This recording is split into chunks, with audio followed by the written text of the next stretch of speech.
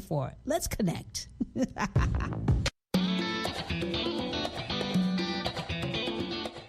Welcome to Learning English, a daily 30-minute program from the Voice of America. I'm Ashley Thompson. And I'm Dan Novak. This program is designed for English learners, so we speak a little slower, and we use words and phrases especially written for people learning English. On today's program, Faith Perlow reports on a new holiday in Kenya for nationwide tree planting. Gregory Stockel has a story on human-like robots. Katie Weaver reports on the oldest black hole ever discovered. And later, Andrew Smith and Jill Robbins present the lesson of the day. But first, here is Faith Perlow. The government of Kenya says November 13th will be a public holiday for nationwide tree planting. The surprise holiday is part of a huge plan to grow 15 billion trees by 2023 to fight climate change. Kithure Kindiki is the Interior Minister of the African nation. He announced the tree planting holiday via the newspaper, which was then posted to social media. The announcement came after a cabinet meeting last week and was led by President William Ruto. Kindiki says that the government expects the public to plant trees as part of their patriotic contribution to the national efforts to save our country from the devastating effects of climate change. The government has saved more than $80 million this year for the project. The goal is to increase tree cover to more than 10%. Right now, tree cover is only at 7%. The more tree cover, the less carbon in the air, because the trees store it. Deforestation, or removing trees, speeds up climate change. It stops photosynthesis, so the trees cannot take in the carbon.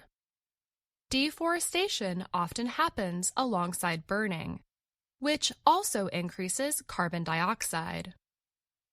Extreme weather events are worsening because of climate change in the Horn of Africa, which includes Kenya. There, rains have failed the past 5 seasons, though Kenya is currently experiencing heavy rains and flooding because of the El Niño weather event. The Kenyan Environment Ministry said it would supply tree seedlings to citizens to stand for the government's commitment on climate action. Soipantuya is the Environment Minister. She said, "It is a moment for Kenyans to stand in solidarity in the defense of our environment." She referred to the day as a Hummingbird Contribution Day. Hummingbirds are small birds, but they play an important part in the environment by pollinating flowers. The saying means that it seems like a small contribution, but if everyone does it together, the results will be impactful. Since becoming president in September of 2022, President Ruto has made the National Landscape and Ecosystem Restoration Program a top consideration. Kenya is part of the British Commonwealth. King Charles III praised the efforts last week on his first visit to an African nation since becoming king last year. King Charles said at a state dinner, "Having been planting trees for most of my life, I thought I was doing rather well. But your ambition for planting 15 billion trees makes me admire your efforts." During his visit, Charles planted a tree at the State House in the capital city of Nairobi. He also planted one in the Karura Forest. The forest is associated with Wangari Maathai, the late environmentalist and Nobel Prize winner who made the Greenbelt movement, which was the original tree planting effort in Kenya in the 1970s. I'm Faith Perlow.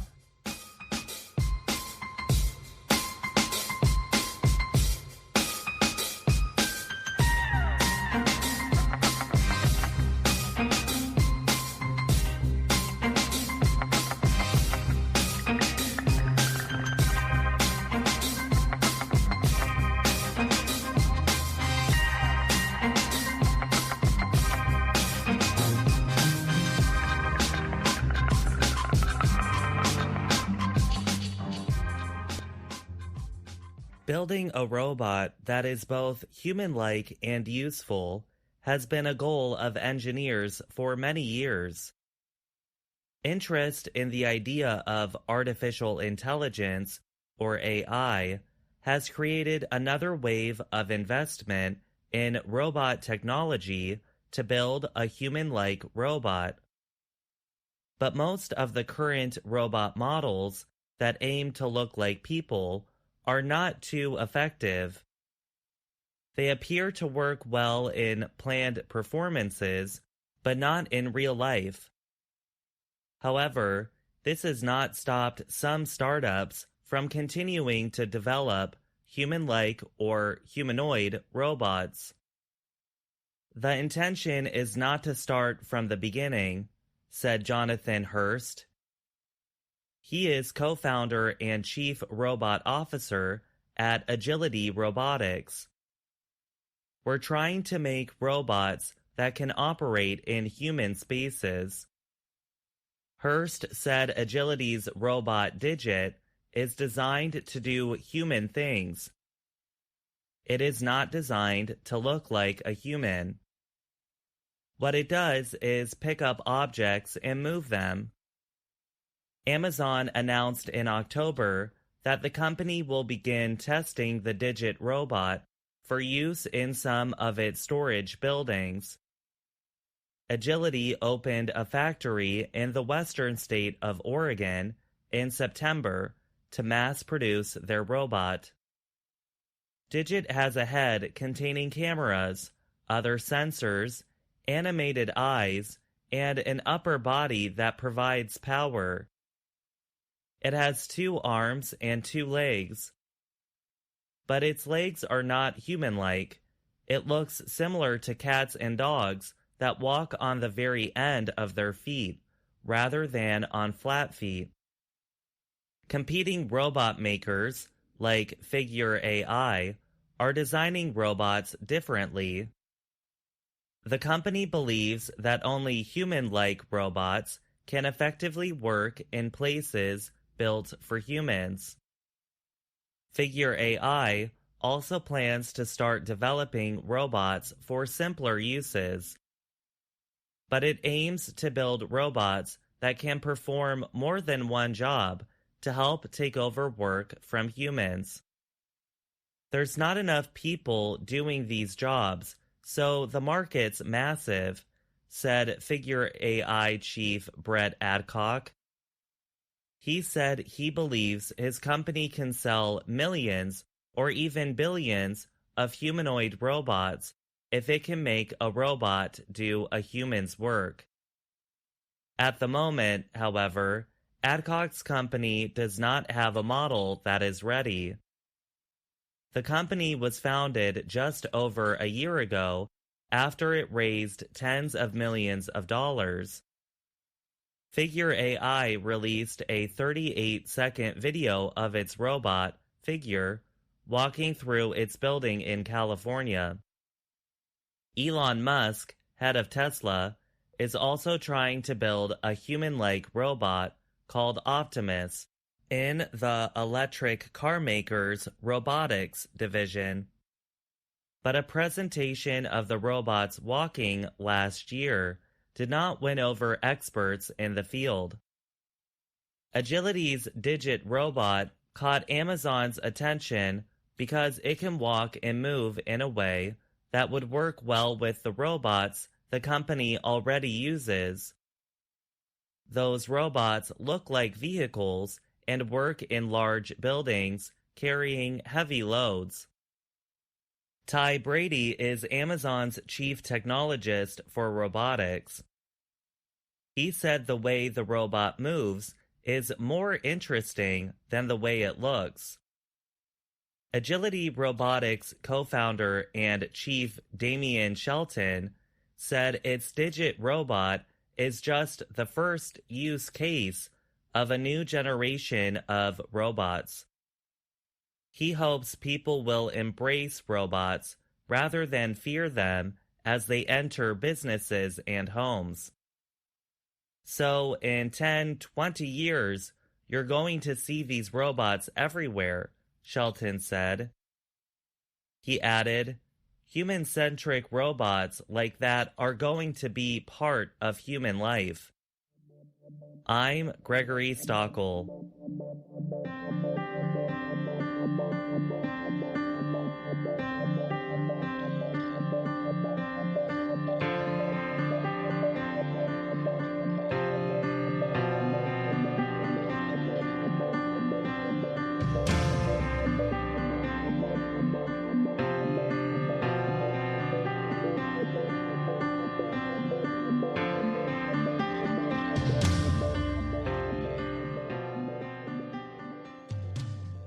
Scientists have discovered the oldest black hole yet. The huge object formed about 470 million years after the Big Bang, researchers said. The study was published recently in Nature Astronomy. The researchers said the findings confirm their theory. Supermassive black holes existed in the very early universe. The United States Space Agency, NASA, used its James Webb Space Telescope and Chandra X-ray Observatory over the past year to make the observations. If the universe is 13.7 billion years old, the age of this black hole would be 13.2 billion years. The scientists said that this oldest black hole is extremely massive, 10 times bigger than the black hole in our own Milky Way galaxy.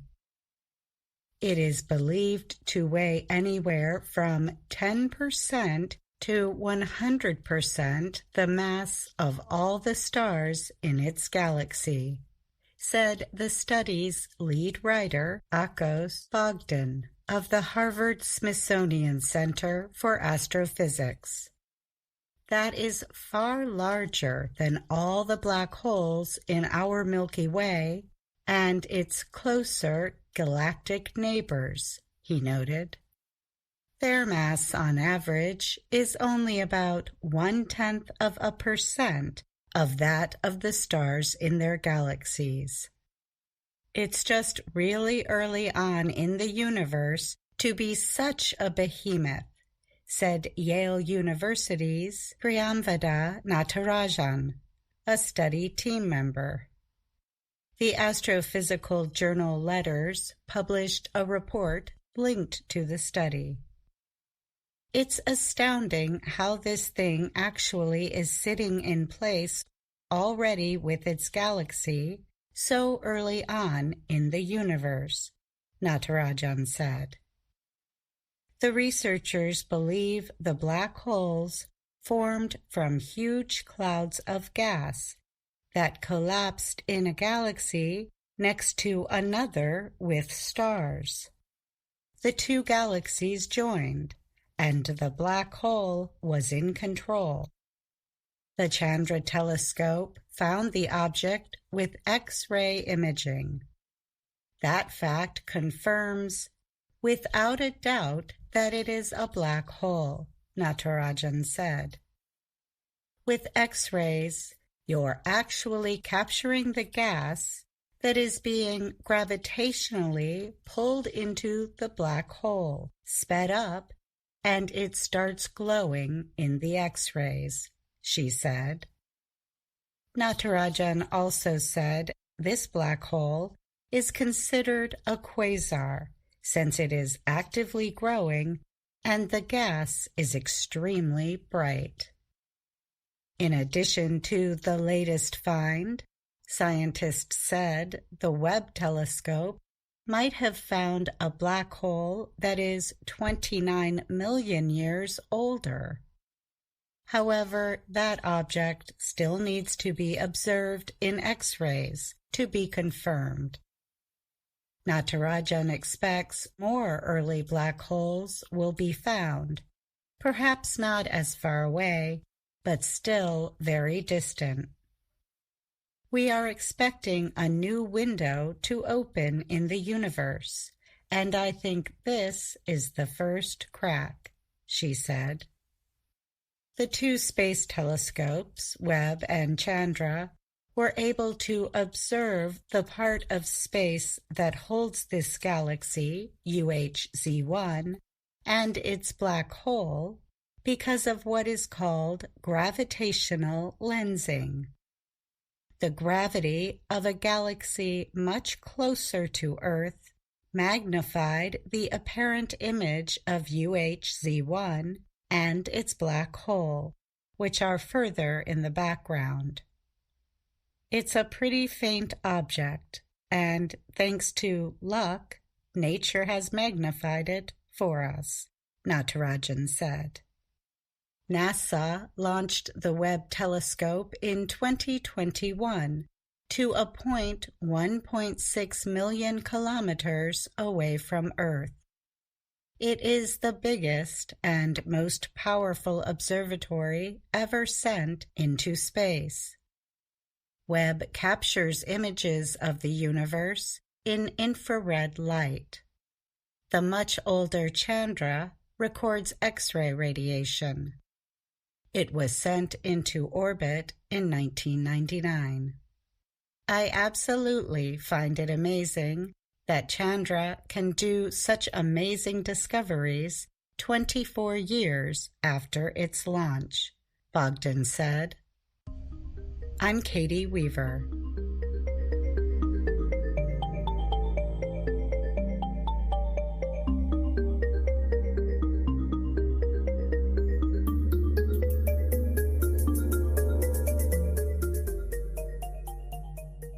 That was Katie Weaver with this week's Science and Technology Report. Katie joins me now to talk more about the story. Hi, Katie. Hi there, Dan. Great to be back on the podcast. Your story today was about the recent discovery of the oldest black hole. You referred to the black hole as an object. I find it hard to picture a hole in space as an object, and I think many people probably do. It is not something I can wrap my head around fully. We think of holes as empty places, or new places made by removing material. But NASA explains that black holes are not empty at all. Experts there describe a black hole as a great amount of matter crowded into a very small area. But we can't actually see a black hole, right? Right. The pull of a black hole is so strong that nothing, not even light, can escape it. But working with data from the Webb and Chandra telescopes, the scientists could measure the intensity and brightness of gases as the black hole's gravitational field sucks them in. Or as it did 13.2 billion years ago. Right. The issue of time and what exactly time is will have to be left for another discussion. It will certainly come up in future science and tech reports. Well, Katie, thanks for coming in and talking about one of the most mysterious things in the universe. It was fun. See you again soon, Dan.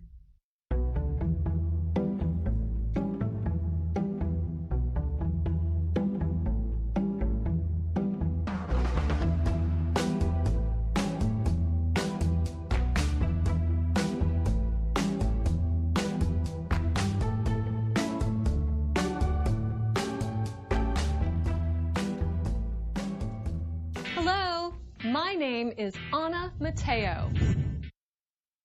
My name is Andrew Smith. And I'm Jill Robbins. You're listening to the Lesson of the Day on the Learning English podcast. Welcome to the part of the show where we help you do more with our series, Let's Learn English. The series shows Anna Mateo in her work and life in Washington, D.C.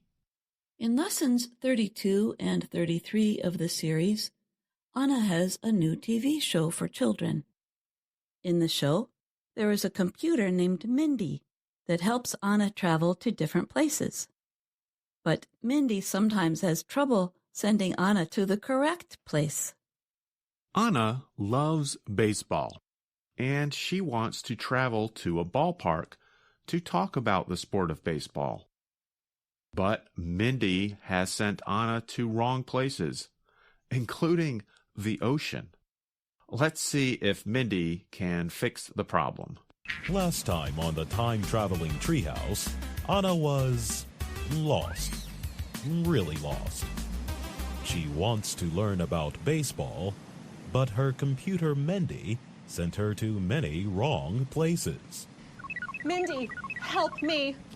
I am in the ocean with a shark. I will try one more time, Anna.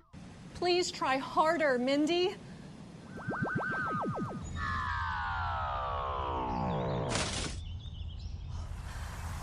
Now where am I? I'm at a playground with a baseball field. Yes! I can teach children about baseball here.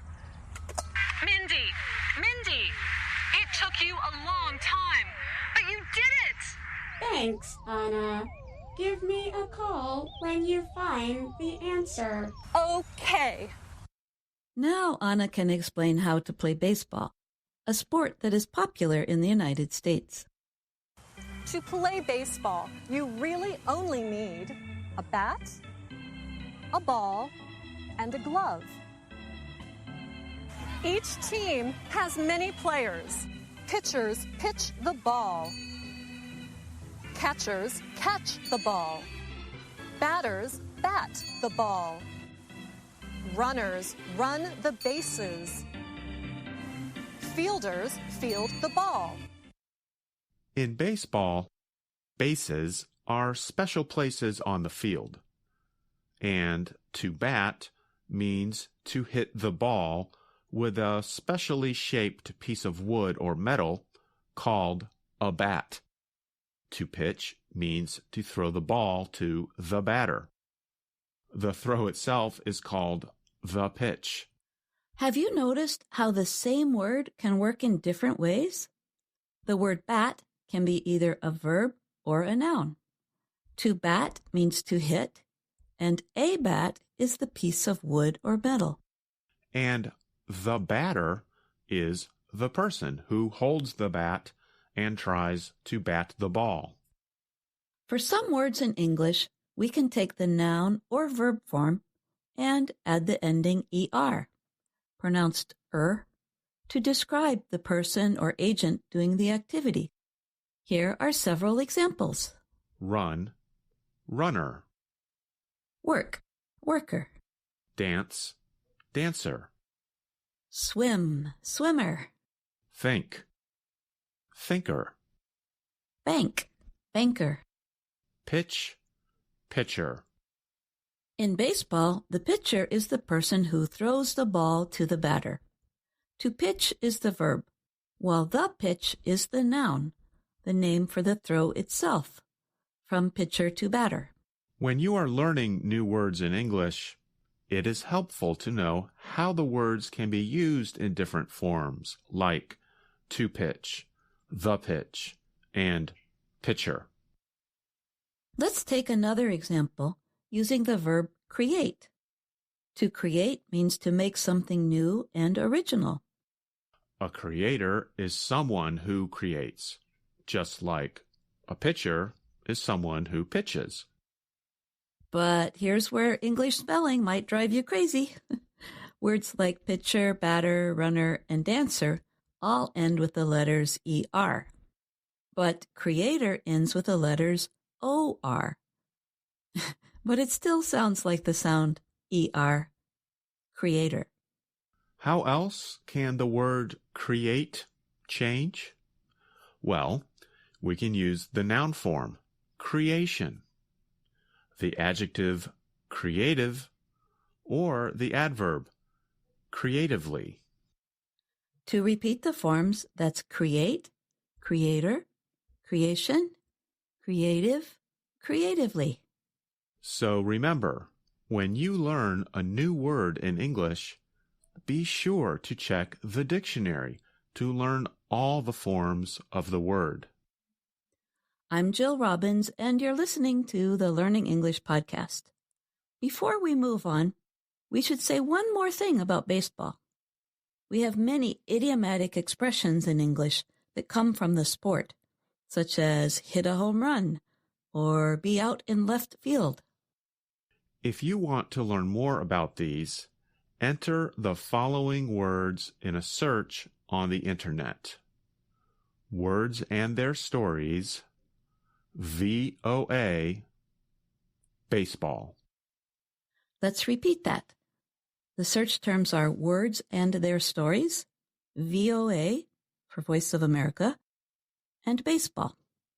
That will help you find a VOA Learning English article that explains all of the baseball expressions and gives more information about the sport. After Anna's computer, Mindy, brought her back to the right place, Anna was able to finish teaching about baseball. And then she asks Mindy to return her to what she calls her treehouse, which, in this scene, is really a room at the office. Mindy, we found the answer. It's time to return to the treehouse. Good job. That was fast. The end. Good job, Anna. You know, I still don't like children's shows, but I like this children's show. In American culture, we often say positive, supportive things to people we work with. We call these statements compliments. An easy compliment to say is, good job. Good job. That was fast. Good job, Anna. Here are some other compliments we commonly say. That was thoughtful of you. Thanks. You are so helpful. I really appreciate it. It's great having you on our team. Way to go. Nice job. I really like what you've done here, Andrew. Well, thank you. Now, here's something our listeners can do. Try to compliment someone you know in English. Then, you can write to us and tell us about it at learningenglish@voanews.com. And while Andrew and I don't need compliments, we do like to hear your comments and what you think about the lesson of the day on the Learning English podcast. Remember that you can find us on YouTube, Facebook, and Instagram. Thanks for listening to the lesson of the day on the Learning English podcast. I'm Andrew Smith. And I'm Dr. Jill.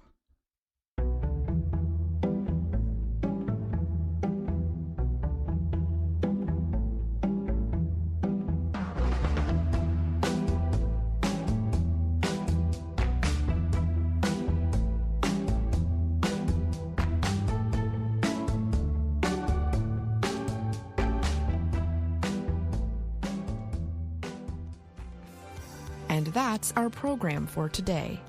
Join us again tomorrow to keep learning English through stories from around the world. I'm Ashley Thompson. And I'm Dan Novak.